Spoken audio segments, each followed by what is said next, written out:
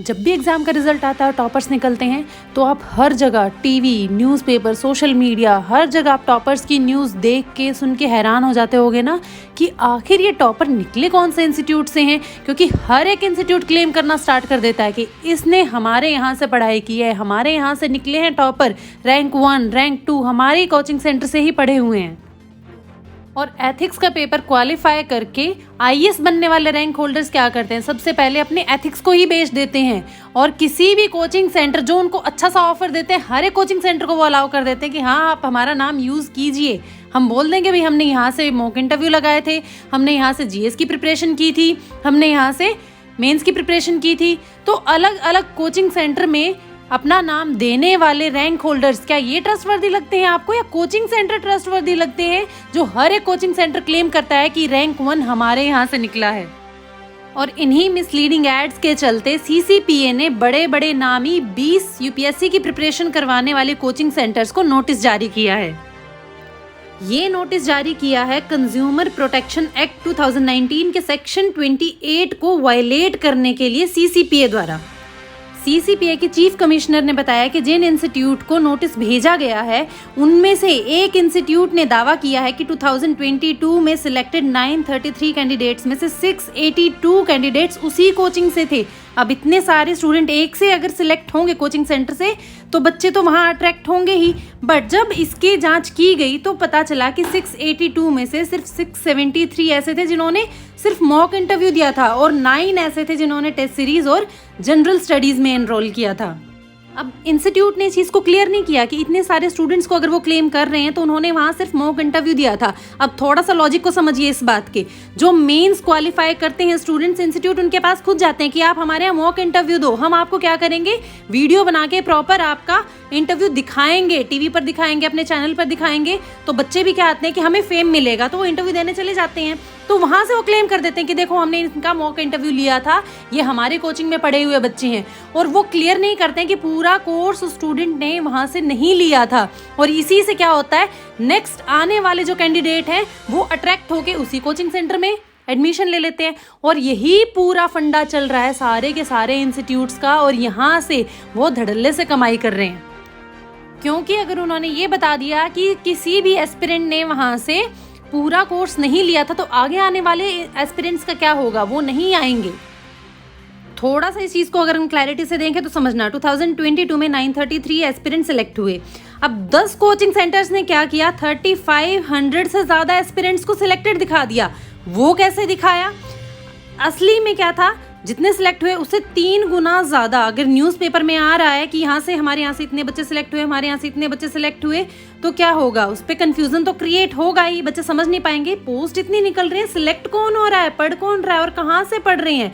लेकिन क्लैरिटी नहीं देते हैं कोचिंग सेंटर्स कि हमारे यहाँ से सिर्फ एक पोर्शन कवर किया है। फॉर एग्जाम्पल वाजीराव रेड्डी ने दिखाया 617 स्टूडेंट वहाँ से सिलेक्ट हुए, शंकर आईएएस ने 336, चहल अकेडमी ने 352, ऑप्टी प्लस ने 150, एनालॉग आईएएस ने 64, बायजूस ने 266 और नेक्स्ट आईएएस ने 624, दृष्टि आईएएस ने 216 और केएसजी खान स्टडी ने 682 स्टूडेंट्स को सिलेक्टेड दिखाया कि वहाँ से सिलेक्ट हुए। ऐसे ही श्री राम आईएएस ने 200 और टोटल अगर हम देखें तो 3500।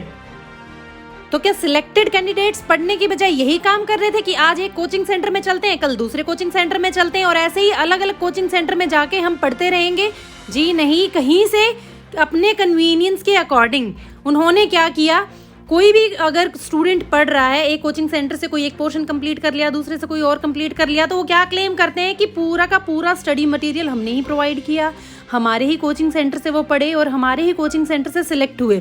अगर वो सिर्फ एक पोर्शन को बता देंगे कि बच्चे ने हमारे यहाँ से सिर्फ हिस्ट्री पढ़ी है, तो नेक्स्ट आने वाला बच्चा भी ये समझ जाएगा कि चलो मुझे यहाँ से हिस्ट्री ही पढ़नी है, तो पूरा कोर्स तो नहीं बिकेगा और यहाँ पे गेम खराब हो जाएगा कोचिंग सेंटर्स का। इसलिए वो क्या करते हैं, मिसलीडिंग एड्स देते हैं कि हमारे यहाँ से रैंक 1 निकला है, रैंक 2 निकला है, इतने जो एस्पिरेंट्स हैं वो सिलेक्ट हुए हैं। जहाँ 20 इंस्टीट्यूट को नोटिस भेजा गया है वहीं 4 इंस्टीट्यूट को पेनल्टी भी लगाई गई है।